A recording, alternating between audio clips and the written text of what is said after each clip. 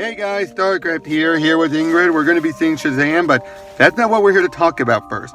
We're talking about a discussion that's been going around for the past few days that Ingrid here especially has some knowledge about. We're going to talk about this whole crap about journalists and the easy mode. You want to start off first? Well, yeah, I suppose I should introduce myself by saying that I went to school in informatics, which is basically an applied technology kind of discipline. The floors are yours, just to point out. Applied technology kind of discipline. And my particular area that I decided to study as a cognate, which is kind of like a minor, is UI UX, which is user experience and user interface design. Now, while I don't necessarily work on games for a living, I have pursued independent development in my spare time, and while I can't say I've made anything terribly impressive, I at least understand the basics of what goes into having a game made and understanding how to design the general experience and understanding how that works. And well, let's just say that my opinion is that a lot of this stuff barely gets off the ground because it's failing to understand one of the very basic principles of UI UX design, is that you're designing with an audience in mind. Because, well, if you want to make the best design, you need to understand who you're designing it for, because one size fits all rarely works in that kind of domain and department. And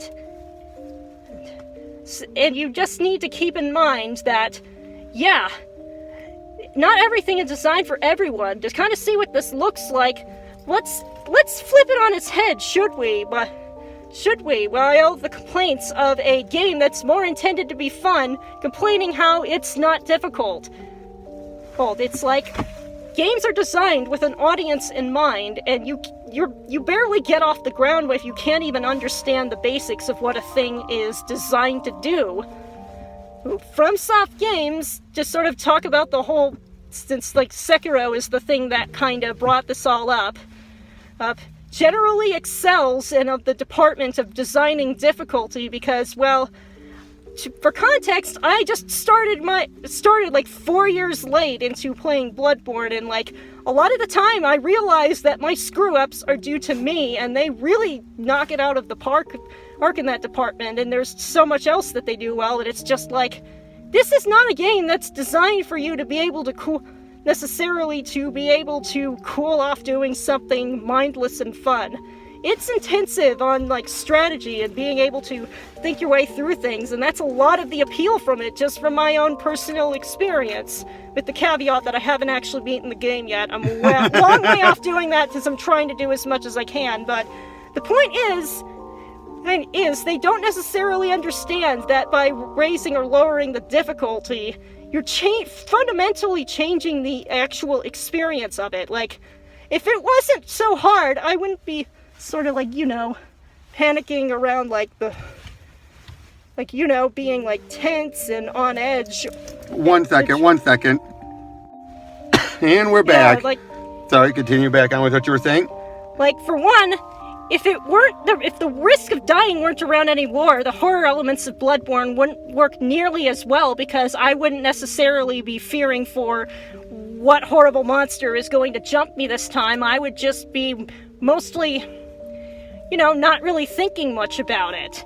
It's like, if the difficulty drastically alters how you interact with the game's mechanics. Like, if it's really easy, then you don't have to think about all of those systems a whole lot, whereas in the case where basically they're well designed at doing what they do, and I'm sure I'd have more to say once I've actually gotten to the end, but it's like, yeah, this is fast track to becoming one of my favorite games of all time, and a personal and something I wanted to study from a UI UX perspective, because I thought that it's like, this is one of the industry's leaders, this is something that I should know, and seeing all of this just kind of feels mildly insulting, because it does. I want to study for how they've managed to do this well, and they're saying, well, no, you shouldn't be doing that, so it's just like, it's like this. It's like they want a game, these really challenging games, to be.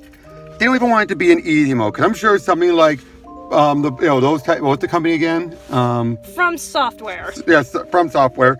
That, even if they make it easy, it'd probably be the equivalent of a hard mode on a regular game, like beyond difficult still. Yeah, just call it counting deaths, what I consider an easy boss in this game nets me around like 10 to 15 deaths, usually at a minimum, which is usually the number of kills the final boss in most games will get for me. Just for comparison. Exactly. They want, but instead, no, they don't want that. They want hand-holding, where it's like, let's make this not even any of those games, Bloodborne or whatever, or Dark Souls game. No, let's make it like, if we do an easy mode, it's a completely different fighting style. They have to completely change the algorithms and everything for that particular mode.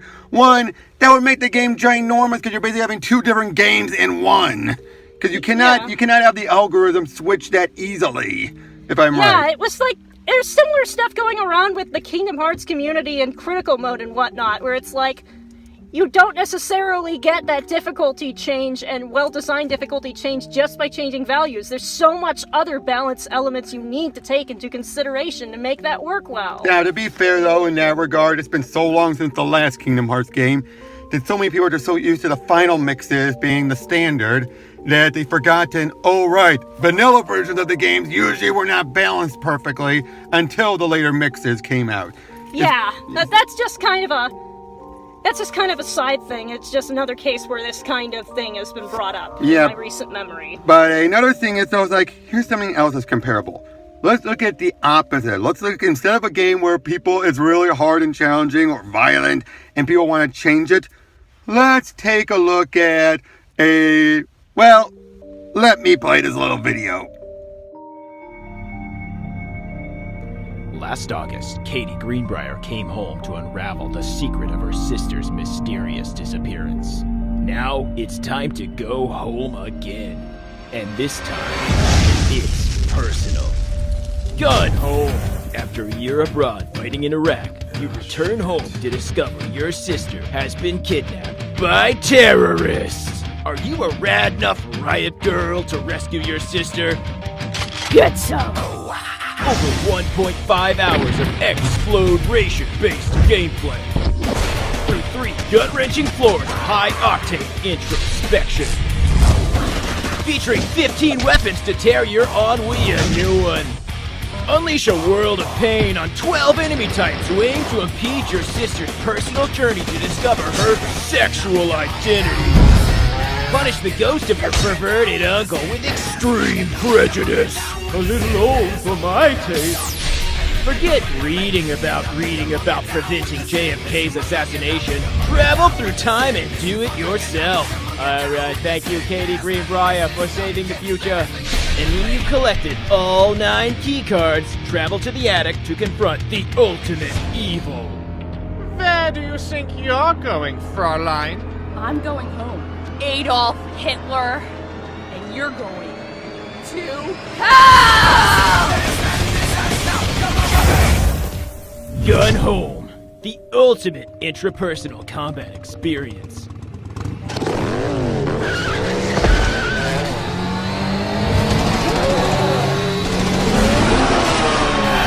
Suck it down.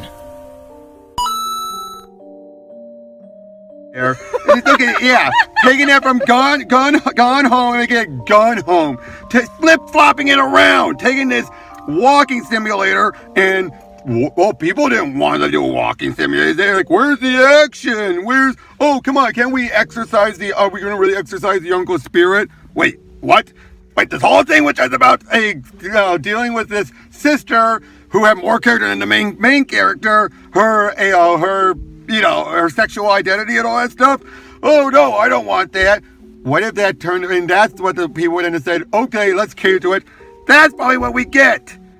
And it just makes it so freaking hilarious that that's what they would end up probably doing if they listened to the audience complaining then.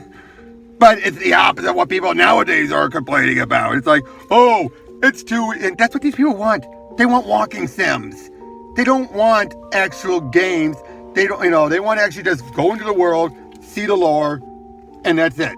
And if you want that, there's like 50,000 people who have done Soulsborne lore, or in the case of FromSoft, and I'm sure that the same 50,000 people are going to have an entire dissection on Sekiro's lore or soonish, or whatever. Yep. It's like, if that's what you want, there's certainly other ways to get that. And I say this as somebody whose, well, only completed game happens to be a walking sim, mostly due to my own technical limitations. Right. That's true. Now, I'll openly be honest.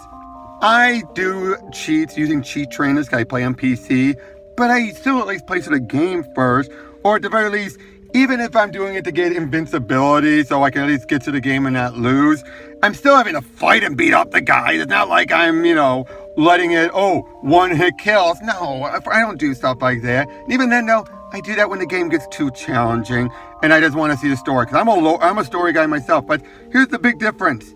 1, I stick to single player. 2, I'm not reviewing these things or doing these for a journalist publication and basically complaining about it. That's the big thing right there is, yes, there are options to do that if you want to do it just for funsies. If you want to do it on your own time, you could do that. But at the same time, though, if you're doing it for a publication or whatever, get the full experience. It's like, you can't even review something properly if you don't even know what it was attempting to go for in the first place. And it's like, yeah, I can understand spare time, but it's like, and I can understand that reviewing video games is a lot more of a time investment than reviewing other forms of media, just to be perfectly fair and honest. But it's like, if that's what you do day in and day out, you should at least kind of understand what your job is, to be fair. And whatever happened to the days where they had certain reviewers who were almost meant to, brought in intentionally to do those hard games or whatever? Why did it have to be these people who were probably used to the simple games like the walking simulators or the easy games or things like that? Why not get someone who actually is good, who got good, and play it? Is it because they don't have that many on staff anymore, for all we know? Maybe because some of these people who are on staff are trying to put their own agenda? Again, who knows? I mean, the Eurogamer staffer is where we're getting all this from, and boy, howdy, was that just insulting, wasn't it? About comparing it to this, no easy mode, like saying, let's not put a ramp for people in wheelchairs. Excuse me a moment. By your logic, that basically is saying, these people can't play these hard games. You need to hold their hand. I'm sorry, what's more insulting then? Yeah. So, well, that's pretty much all we had to say here. This was just a little thing to get out. She really wanted to talk about her stuff, and she could probably go on for hours, right? Oh, yes, and I'm always learning more stuff about UI and UX and, game design and stuff all of the time. It may not be my day job, but it's still really fascinating to learn and know about. Yep, but 1, we got a movie to catch soon. We'll be doing an intro and a little review for that right after this. And 2, you guys probably don't even know half of what she's talking about here.